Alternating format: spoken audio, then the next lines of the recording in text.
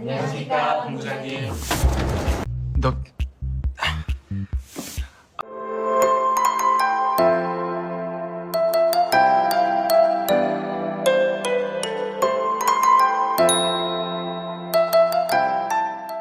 Di awal cerita, Yunam ngejemput Sarang pas pulang kerja. Yunam berusaha ngerayu Sarang dengan ngajakin Sarang ke suatu tempat lain kali. Soalnya kan kemarin Sarang abis marah gara-gara di tempat reuni itu.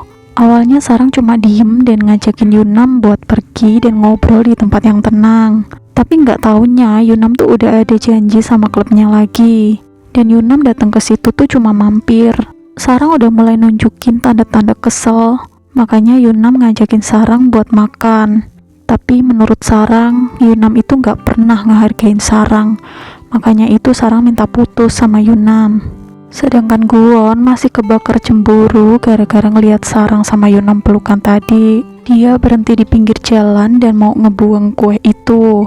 Tapi nggak taunya dari belakang ada Pak Polisi. Pak Polisi itu turun dan ngomong sama Guwon untuk nggak buang sampah sembarangan atau dia bakalan kena tilang. Ngelihat gelagatnya Guwon, Pak Polisi itu nebak kalau Guwon tuh lagi galau. Pak Polisi itu justru juga malah curcol sama Guwon tentang kisah cintanya dulu. Dulu dia juga suka sama seorang cewek yang ramah dan cantik. Tapi gara-gara dia nggak ngejar cewek itu, dia akhirnya ngerasa tersiksa dan menderita seumur hidup. Pak Polisi itu kemudian nyemangatin Guwon untuk ngejar cintanya. Pak Polisi itu juga nggak jadi nilang Guwon. Dalam perjalanan pulang, Sarang ngerasa sedih banget. Dia terus nelpon neneknya. Karena besok hari liburnya, dia pengen pergi ke rumah neneknya karena kangen. Keesokan harinya dia pun pergi ke rumah neneknya dan bantu-bantu neneknya karena neneknya punya warung makan. Selesai itu neneknya nanyain kapan dia nikah. Tapi dia bilang sama neneknya kalau dia udah putus sama Yunam. Tapi neneknya sama sekali nggak nyalahin Sarang karena neneknya tahu banget sikapnya Sarang. Kalaupun mereka putus, pasti yang salah adalah Yunam, bukan Sarang. Sekarang ini ruang istirahat Hotel First Royal tiba-tiba ngalahin King The Land. Si pemilik hotel juga bener-bener nyombongin kemenangannya itu. Gara-gara itu ayahnya Guwon ngomong sama Guwon dan juga Hwaran kalau mulai sekarang mereka harus nyatuin kekuatan dan berpikir bareng-bareng supaya Hotel King jadi nomor 1.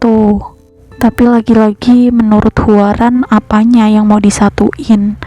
Karena Guwon gak punya kekuatan menurutnya dia. Dan karena itu kali ini Guwon bener-bener ngerasa diremehin. Dan dia ngikutin omongan Sarang kalau semua orang itu sama aja dan gak pantas diremehin.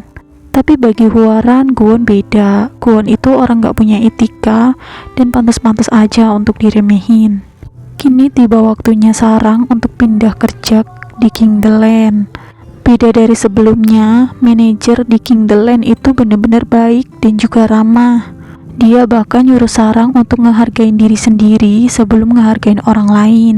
Sedangkan Guwon masih terus-terusan mikirin Sarang yang pelukan sama Yunam. Pas lagi mikir, tiba-tiba Sangsik dateng. Sangsik ngomongin soal strategi gimana caranya supaya Hotel King jadi nomor 1. Tapi Guwon gak nyambung. Dia masih terngiang-ngiang sama omongan Pak Polisi yang nyesel gara-gara waktu itu gak ngerebut si cewek itu. Guwon bilang lagi mempertimbangkan semuanya. Sangsik yang selalu kurang ngajar, dia ngajarin Guwon untuk ngelakuin strategi tertentu. Tapi Guwon gak mau karena strategi itu tuh udah pasaran. Gak lama kemudian, manajer King The Land bawa Sarang ke ruangan Guwon. Dia ngenalin Sarang sebagai staf baru di King The Land. Tapi lagi-lagi Guwon ngeledekin Sarang. Dia nyuruh manajer itu untuk ngajarin Sarang dasar-dasar aturan dan tata krama yang ada di King The Land. Abis mereka keluar, Sangsik ngomong sama Guwon, kenapa Guwon terus-terusan jahatin Sarang? Guwon terlihat seolah-olah suka sama Sarang tapi nggak bisa ngungkapin. Dengar omongan Sangsik, Guwon langsung marah. Guwon langsung nyangkal semua yang diomongin sama Sangsik. Sarang pun kemudian dikenalin sama pegawai-pegawai yang lain. Tapi pegawai-pegawai lain itu beda dari ibu manajer. Bu manajer benar-benar baik dan penyayang sama semua orang tanpa pandang bulu. Sedangkan pegawai-pegawai yang lain maunya ada perbedaan. Apalagi Sarang bukan lulusan sarjana. Dia dipandang sebelah mata sama teman-temannya. Karena itu, kalau dia mau dianggap sebagai keluarga dari King the Land, dia harus nunjukin kemampuannya. Pas tanda tangan kontrak, dia juga dilarang untuk punya akun media sosial apapun.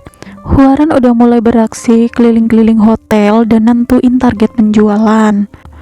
Itu semua untuk ningkatin penjualan di Hotel King. Dia bahkan mencat 2 orang staf gara-gara yang satu bajunya kotor dan yang satunya lagi kegendutan. Kwon yang denger soal Huaran langsung inget sama omongan Sarang waktu itu. Kalau pegawai biasa bisa dipecat gitu aja hanya karena hal sepele. Karena itu, Kwon ngadain rapat bareng sama staf di King the Land. Bu manajer ngajuin beberapa ide supaya meningkatkan penjualan. Bu manajer juga pengen insentifnya dinaikin, karena insentifnya benar-benar kecil. Kwon pun nyuruh Bu manajer untuk buat insentifnya sesuai, dan nanti dia bakalan meninjau. Selesai kerja, Kwon berusaha untuk ngirim pesan ke Sarang dan pengen ketemuan. Tapi Sarang sama sekali nggak baca atau bales pesan dari Kwon. Setelah nunggu sekian lama, Kwon bahkan nelpon Sarang, tapi Sarang pun nggak angkat. Sedangkan Dael pulang kerja udah disibukin sama pekerjaan rumah. Meskipun pagi-pagi dia udah masak banyak banget, tapi pas pulang kerja semua masakannya tuh ludes abis. Cucian piring juga numpuk, kotoran juga di mana-mana. Kayak gitu mertuanya masih aja nyuruh dia untuk masak. Tapi karena gak ada bahan makanan, akhirnya dia pergi ke Toserba untuk belanja.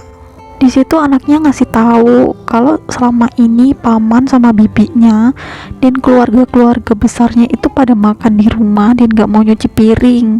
Tapi Dael yang baik berusaha untuk maafin itu. Dael juga berusaha untuk nelpon suaminya karena belanjaannya tuh banyak. Tapi suaminya malah sibuk dan gak bisa datang ke Toserba untuk bantu bawa belanjaannya Dael. Pagi pun tiba, tapi pas Kwon lihat HP-nya lagi, ternyata masih sama aja, gak ada balesan dari Sarang. Karena udah gak sabar lagi, Kwon langsung nyamperin Sarang. Dia bilang kalau dia semalam ngehubungin Sarang, tapi Sarang gak bales. Dia bahkan ngasih kartu namanya ke Sarang supaya Sarang tahu nomor teleponnya. Dia ngajakin Sarang makan bareng sepulang kerja, tapi Sarang tetap nolak. Dia nggak mau karena ngerasa nggak nyaman makan bareng sama Kwon. Sangsik bener-bener pusing gara-gara Kwon nggak mau milih hasil fotonya. Sedangkan kan udah dikejar deadline untuk cepet-cepet milih foto dan dipromosiin. Tapi Kwon susah banget gitu untuk milih fotonya. Dan pada akhirnya Kwon malah nyuruh Sangsik untuk ngatur makan malam sama Sarang. Alasannya untuk bikin acara penyambutan. Sedangkan Pyonghwa diajakin makan bareng sama si anak baru. Awalnya dia nolak, tapi akhirnya dia mau juga makan sama si anak baru itu. Pyonghwa ngasih tahu si anak baru untuk gak usah deket-deket sama dia. Pyonghwa bahkan ngerekomendasiin orang lain untuk deket sama si anak baru. Tapi si anak baru itu malah tambah tertarik sama Pyonghwa. Dan dia pengen tahu banyak tentang Pyonghwa. Sangsik ngajakin Kwon untuk pergi ke restoran yang udah dipesan. Pas masuk, Kwon bener-bener kaget karena yang datang bukan cuma Sarang, tapi semua staf King the Land. Tapi karena udah terlanjur, Kwon akhirnya masuk. Kwon juga nggak ngasih sambutan apa-apa dan nyuruh langsung makan aja. Karena mereka pergi ke restoran Jepang, adanya sashimi. Tapi Sarang kayaknya nggak bisa makan sashimi dan dia cuma diem aja. Gara-gara itu Kwon nyuruh Sangsik untuk pesen steak. Pas dipesenin steak, Sarang juga nggak langsung makan. Gara-gara itu Kwon nyuruh Sangsik untuk motongin steaknya, tapi Sarang langsung cepet-cepet motong steak itu sendiri dan makan steaknya panas-panas. Dia juga jadi dicengin sama karyawan lain kalau dia minta disuapin juga sama Kwon. Gara-gara itu Sarang jadi kesel sama Kwon dan dia negur Kwon di belakang. Gara-gara Sarang berpikir kalau Kwon sengaja bikin Sarang itu jadi serba salah di depan karyawan lain. Dael sama Pyonghwa masih kejutan Sarang karena besok hari ulang tahunnya Sarang. Mereka juga ngasih hadiah berupa bikini karena dia pikir Sarang tuh masih pacaran sama Yunam. Tapi kemudian Sarang ngasih tahu kalau mereka berdua itu udah putus. Karena itu kemudian mereka minum bir dan seneng-seneng. Keesokan harinya No Sang-sik ngasih tahu kalau hari ini Cheon Sarang ulang tahun dan dia ngasih kupon gitu buat Sarang dari hotel. Tapi pas masuk ke dalam ruangan, Gwon udah dikagetin sama kehadiran Hwaran. Hwaran megang jam kesayangan Gwon yang waktu itu pernah dikasih sama ibunya Gwon. Seperti biasa, Hwaran pengen ngusir Gwon dari hotel itu. Hwaran takut banget kalau Gwon bakalan mewarisin perusahaan ayahnya.